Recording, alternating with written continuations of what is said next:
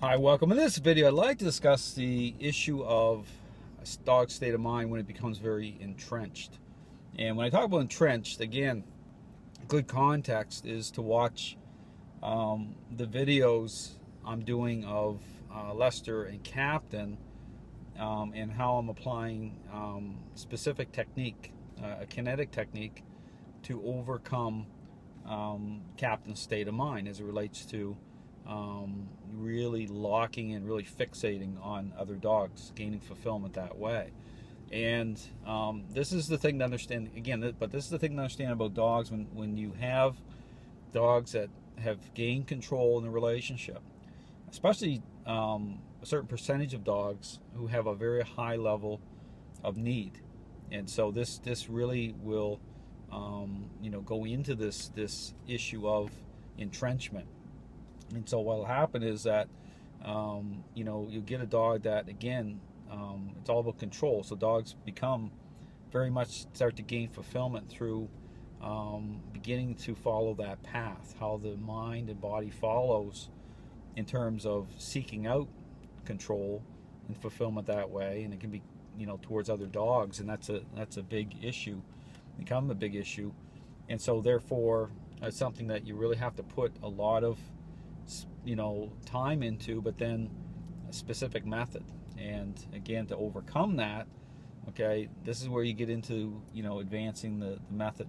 And even on the videos with Lester and Captain, you'll see me switching up from a flat collar to a pressure collar, people call it choke chain. But again, when you're applying the method, it's kinetic, so it's really going, applying it to a specific state of mind, and the goal in that is to collapse that state of mind. Okay, it's to buckle it. And so it's kinetic. So it's not about, when you see the technique applied, again, it's not about applying the type of influence that's going to be going beyond at a physical level, going beyond to a level of hurting a dog. Okay, I want to be very clear about that. And this is the thing too. So, and this is where you'll see people that, so when you're applying the technique to that entrenched state of mind, is, you have to look at the level of entrenchment. So what'll happen is it's interesting. You'll see a dog that, where the person's really trying to correct the dog. They're really trying to snap the leash, trying to really interrupt that state through a leash correction, it's called. And in this system, it's about being proactive, okay, with influence. So you're not in a reactive, it's not framed up reactively through what I would define as a leash correction. Okay, it's about asserting influence, just as the dog's state of mind is beginning to hit a tipping point. Okay, so, and this goes into the whole thing with advantages that this system has with application of method to deal with, okay, entrenched states. And so, the latest video I did with Lester and Captain, I encourage you to check it out. You'll hear me talking through it and explaining it to Lester. Some of it may not get put on the video. I believe part of that, when I was just doing the in-between break time, what's happening, I'm doing a lot of talking. Some of that's like personal communication, talking to him, so I don't tape some of that for that reason. I'll tape, him working the dog, but basically, part of it, to fill in kind of the area here with dealing with the entrenched state of mind, what I was saying to Lester, it's the same thing, is it's about technique. And therefore, with Captain, what you're seeing happen, instead of like he's trying to, use the tap in the leash, okay, to try to, interrupt that state, and it basically wasn't working, okay. Because here's the thing, a dog becomes very entrenched, and they get more desperate as you start to gain traction, you start to gain more momentum, creating relational change. A dog's willing to push through harder, try to push through harder, because it becomes a bigger deal to them to try to counter that, okay, because you're in a power play. Just understand it's an issue of control. And so they're willing to, really push through. And so this is where the kinetic technique is really effective with preventing a dog from pushing through. Because how you apply it in such a way that it collapses the mind. And so, but it's kinetic in nature. So what it is, it's about affecting the mind, okay, how it affects the mind through its application, okay. And it's not about, when you see it applied, it's not about cutting off a dog's airway or choking a dog, okay. It's how it's applied. And you'll see a lot of the influences come around the side of the neck, okay, but it's done in such a way that what it does is it affects the mind, state of mind of a dog. And what happens is they cannot hold it. So even here, this is why you see how it's applied. The dog that, is, you see dogs sort of bully through and try to, you'll see dogs really try to bully through. This is why if you try to assert influence by moving the dog's body, and it comes out on the video with Lester and Captain, the dog will just blow that off. Okay, it doesn't do anything to affect the state of mind of the dog. So you have to move to to the state of mind. You have to, the method has to adjust. It's got to go in and has to target where it's going to be most effective with affecting the state of mind of the dog.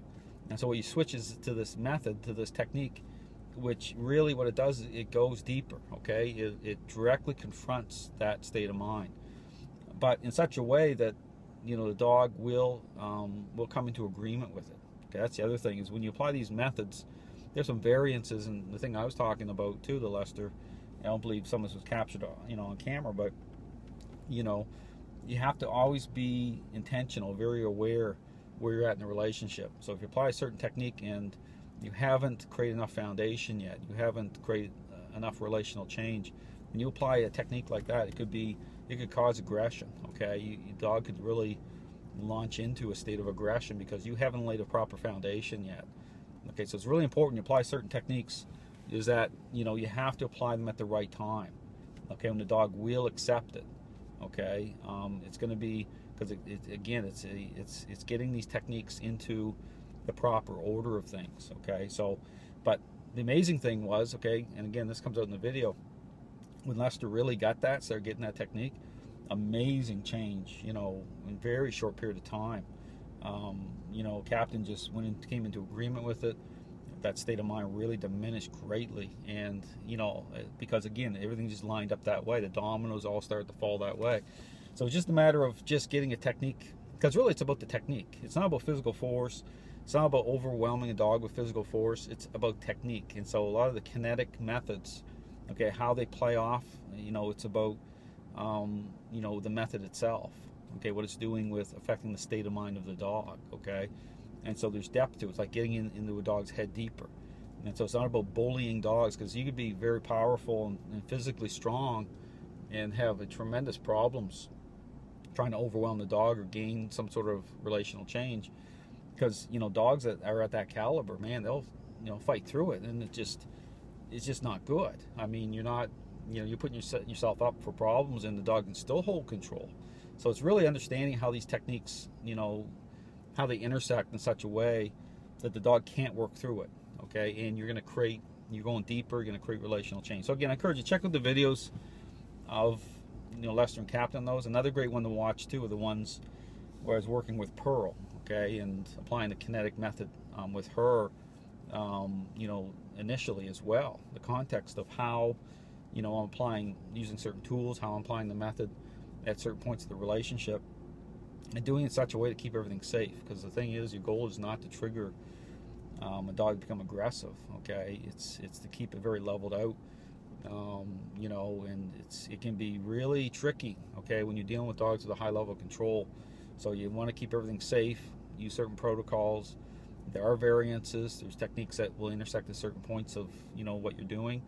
It's a lot of it's practice. It's a lot of it's just through experience and skill set, and working with a wide range of different dogs and people, that really gives you the ability to really understand how it joins up together. So thanks for watching.